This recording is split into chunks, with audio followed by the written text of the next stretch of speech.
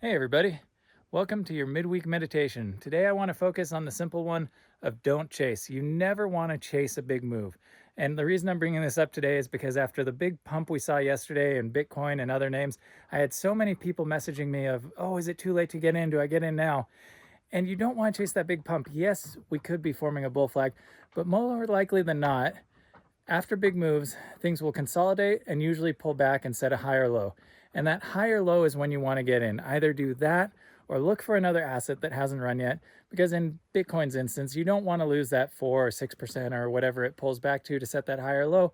Rather, be patient, don't chase the move, get in at a better entry that will be confirming your thesis of things continuing to go up. And on that note, there are some very exciting signs off the bottom. We had 3 days up off the bottom, and now we're about to print 3 weeks up. We have an overbalance in time and price on the Bitcoin chart.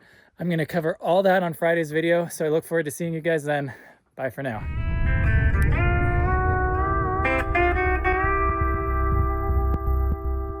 This isn't financial advice. Past results are not indicative of future performance. Do your own research.